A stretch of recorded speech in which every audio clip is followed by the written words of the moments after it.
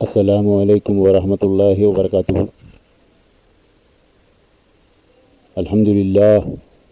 అల్హమ్దులిల్లాహి రబ్బిల్ ఆలమీన్ వస్సలాతు వస్సలాము అలా సయ్యిదుల్ ముర్సలీన్. అమ్మబాద్.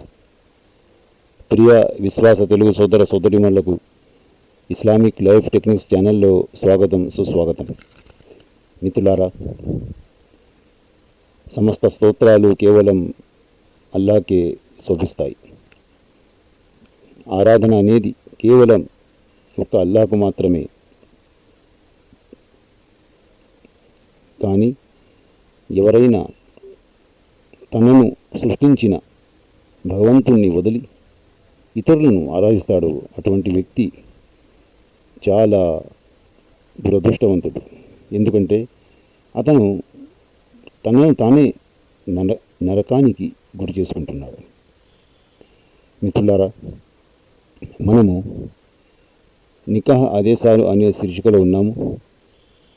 అందులోని భాగంగా ఈనాటి పాఠం సంభోగ మర్యాదలు, అంటే సంభోగ నియమ నిబంధనలు.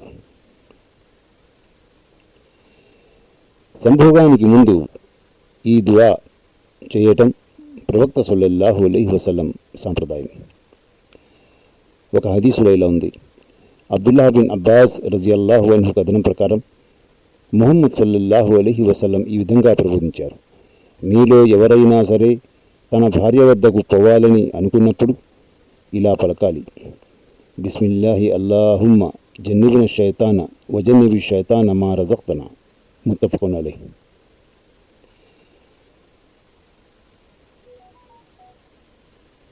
బిస్మిల్లాహి అల్లాహుమ్మ జన్నిబిన షైతాన వజన్నిబి షైతాన మా రజక్తన. అల్లాహ్ పేరుతో, ఓ అల్లాహ్, మమ్ము షైతాన్ నుంచి దూరంగా ఉంచు, నీవు మాకు ప్రసాదించే దాని నుంచి కూడా షైతాన్ను దూరంగా ఉంచు. ఈ సమాగమం ద్వారా ఆలుమగలకు అల్లాహ్ సంతానం రాసిపెట్టి ఉంటే ఆ సంతానానికి షైతాన్ ఎన్నిటికీ కీడు కలిగించలేడు. ఈ హదీసును బుఖారీ, ముస్లిం కూడా పొందుపరిచారు. పాపకార్యం నుండి రక్షించుకునే ఉద్దేశంతో భార్య వద్దకు పోవటం పుణ్యప్రదం. అబూజర్ రజియల్లాహు అన్హు కథనం. దైవ ప్రవక్త సల్లల్లాహు అలైహి వసల్లం ప్రియ సహచరులలో కొందరు, ఓ దైవ ప్రవక్త సల్లల్లాహు అలైహి వసల్లం, మాలో ఎవరైనా భార్యతో రతిక్రీడలో పాల్గొని కామవాంఛ తీర్చుకుంటే అతనికి పుణ్యం లభిస్తుందా అని అడిగారు. దానికి ఆయన సల్లల్లాహు అలైహి వసల్లం, మీరే చెప్పండి, అతను గనుక అక్రమ మార్గంలో కామవాంఛ తీర్చుకుంటే అది అతని పాలిట పాపమా కాదా అని ఎదురు ప్రశ్న వేశారు. అవును, పాపమే అన్నారు సహబాలు, అంటే అనుచరులు రజియల్లాహు అన్హుం.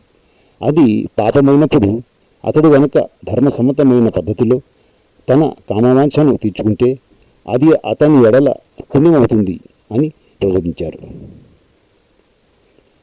మా ప్రవక్త సల్లల్లాహు అలైహి వసల్లం. ఈ హదీసును ముస్లిం పొందుపరిచారు. మరోసారి సంభోగించే ముందు వజూ చేసుకోవటం మంచిది.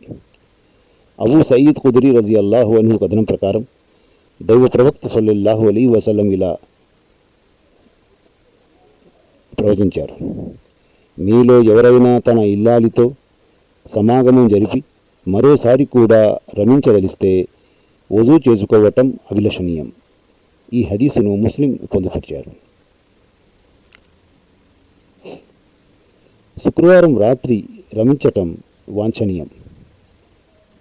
దైవ ప్రవక్త సల్లల్లాహు అలైహి వసల్లం ప్రవచించారని ఔస్ బిన్ ఔస్ రజియల్లాహు అన్హు తెలియజేశారు: ఎవరైనా సరే శుక్రవారం నాడు స్నానం చేసి భార్యతో సమాగమం జరిపి ఆమెను కూడా స్నానం చేయిస్తే, జుమా నమాజు చేసేందుకు తొందరగా మస్జిద్కు వస్తే, ఖుత్బా ప్రారంభంలోనే ఉంటే, ఖతీబ్ ఉపన్యాసకునికి ముందు కూర్చుని శ్రద్ధగా వింటే, ప్రసంగ సమయంలో నిశ్శబ్దంగా ఉంటే, అతడు మస్జిద్ రాకపోకలకు వేసిన ప్రతి అడుగుకు గాను 1 ఏడాది కాలం ఉపవాసం పాటించిన, 1 ఏడాది కాలం రాత్రిళ్ళు దైవారాధనలో జాగారం చేసిన పుణ్యం అతనికి ప్రాప్తమవుతుంది.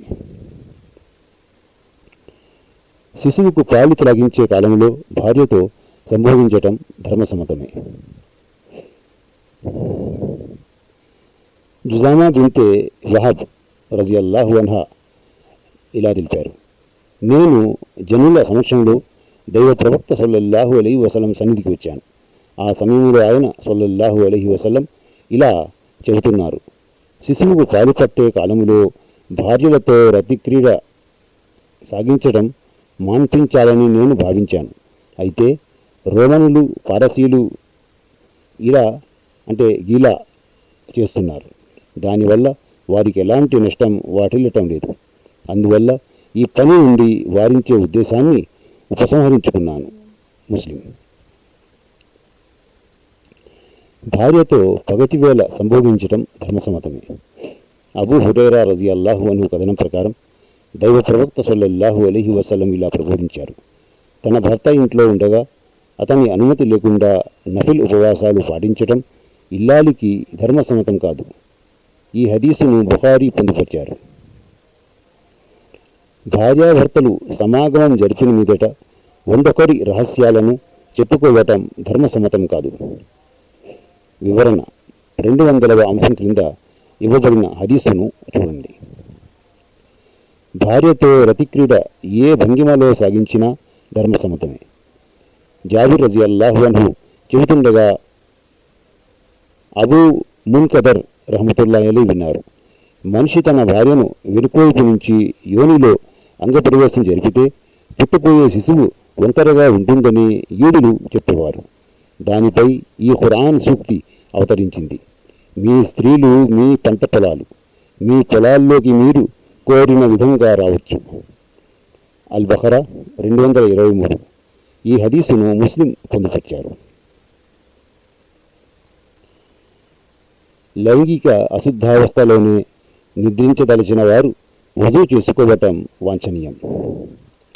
ఆయిషా రజియల్లాహు అన్హా ఇలా తెలిపారు, దైవ ప్రవక్త సల్లల్లాహు అలైహి వసల్లం లైంగిక అశుద్ధావస్థకు లోనే ఉన్న స్థితిలోనే నిద్రపోవాలనుకుంటే నమాజ్కు ముందు వజూ చేసినట్లుగానే వజూ చేసి నిద్రించేవారు. ఈ హదీసును బుఖారీ పొందుపరిచారు. వైద్య కారణాల దృష్ట్యా అజల్ సమ్మతమే, అన్యథా సమ్మతం కాదు. ఉకాషా రజియల్లాహు అన్హు చెల్లెలైన జుజామా బింతే జహష్ రజియల్లాహు అన్హా తెలిపారు, నేను దైవ ప్రవక్త సల్లల్లాహు అలైహి వసల్లం దగ్గరకు వెళ్ళినప్పుడు అప్పటికే కొంతమంది అక్కడ సమావేశమై ఉన్నారు. వారు అజల్ గురించి ఆయన్ను ప్రశ్నించగా ఆయన సల్లల్లాహు అలైహి వసల్లం ఇలా అన్నారు, ఇది బిడ్డను రహస్యంగా సజీవ సమాధి చేయటం లాంటిదే. ఈ హదీసును ముస్లిం పొందుపరిచారు. మరో హదీసులో ఇలా ఉంది, అబూ సయీద్ ఖుదరీ రజియల్లాహు అన్హు ఇలా అంటున్నారు, అజల్ గురించి దైవ ప్రవక్త సల్లల్లాహు అలైహి వసల్లం సమక్షంలో ప్రస్తావించగా ఆయన సల్లల్లాహు అలైహి వసల్లం ప్రజలు ఎందుకు ఇలా చేస్తున్నారు అని అన్నారే గాని ప్రజలు ఇలా చెయ్యరాదు అని మాత్రం అనలేదు. ఈ హదీసును ముస్లిం పొందుపరిచారు. వివరణ. ఇంతకీ అజల్ అంటే ఏమిటి? భార్యతో రతిలో పాల్గొని వీర్యస్ఖలనం జరిగే ముందు ఆమె నుండి వేరైపోయి వీర్యాన్ని బయట స్ఖలించటం అజల్ అనబడుతుంది. ఋతుస్రావం, పురిటి రక్త స్రావం, హైజ్ నిఫాస్ జరుగుతుండగా రతిలో పాల్గొనరాదు. మహనీయ ముహమ్మద్ సల్లల్లాహు అలైహి వసల్లం ప్రవచించారని అబూ హురైరా రజియల్లాహు అన్హు తెలిపారు, ఎవరైతే బహిష్టు స్త్రీతో సంభవిస్తాడో లేదా స్త్రీ మల విసర్జన ద్వారం గుండా సంపర్కం చేస్తాడో లేదా జ్యోతిష్కుని వద్దకు వస్తాడో అతను ముహమ్మద్ సల్లల్లాహు అలైహి వసల్లంపై అవతరించిన ప్రబోధనలను తిరస్కరించిన వాడవుతాడు. తిర్మిజీ. ఋతుస్రావం, పురిటి రక్తస్రావం ఆగిపోయినప్పటికీ స్నానం చేసి పరిశుద్ధత ముందే వరకు వ్రతిలో పాల్గొనకూడదు. అంటే ఋతుస్రావం, పురిటి రక్తస్రావం ఆగిపోయినప్పటికీ స్నానం చేసి పరిశుద్ధత పొందనంత వరకు రతిలో పాల్గొనకూడదు.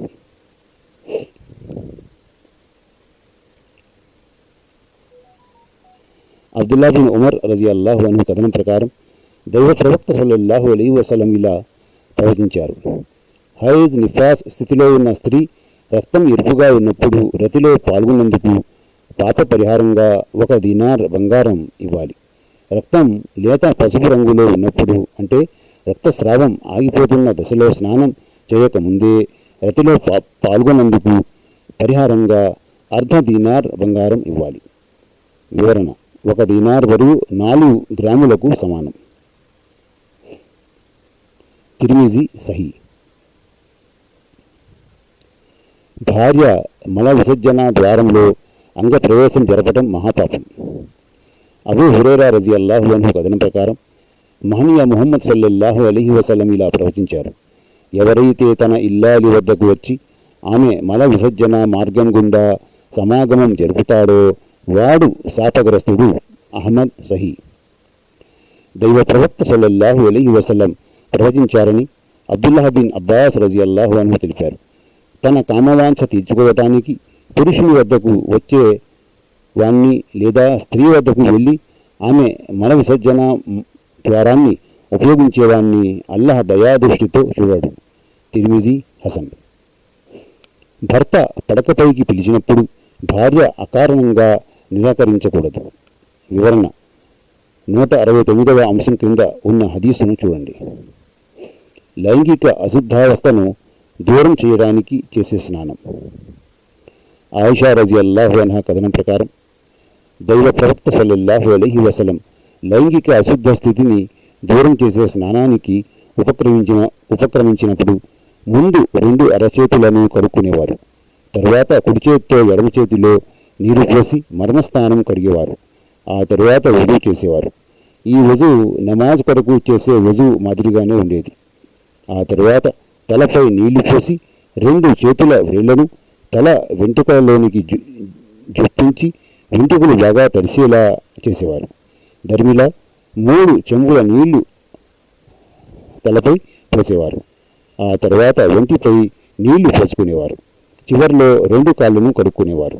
ఈ హదీసును బుఖారీ, ముస్లిం ఇరువురూ పొందుపరిచారు. మిత్రులారా, మనము ఈ విధంగా జీవితంలో ఏ రంగానికి చెందినదైనా, ఏ కార్యమైనా, ఏ పనైనా సరే ఖురాన్ మరియు ప్రామాణిక హదీసుల ప్రకారం మనము ఆచరిస్తే మనము నేర్చుకున్న ధార్మిక విద్య, మనం ఆచరించే ఇస్లామీయ ఆదేశాలు, ఉపదేశాలు, ఇంకా మనము వీటిని ఇతరుల వరకు, అంటే ఇతరులకు అందించిన, ఇంకా ఇతరులకు తెలిపిన, ఈ మూడిట్లో ఏది చేసినా సరే మనకు పుణ్యమే లభిస్తుంది. అల్లాహ్ తఆలా మనందరికీ తీర్పు దినమునాడు సాఫల్యం పొంది స్వర్గములో ప్రవేశించే భాగ్యం ప్రసాదించుగాక. ఆమీన్. వాఖిరు దావానా అనిల్ హమ్దులిల్లాహి రబ్బిల్ ఆలమీన్. అస్సలాము అలైకుం వరహమతుల్లాహి వబరకాతుహు.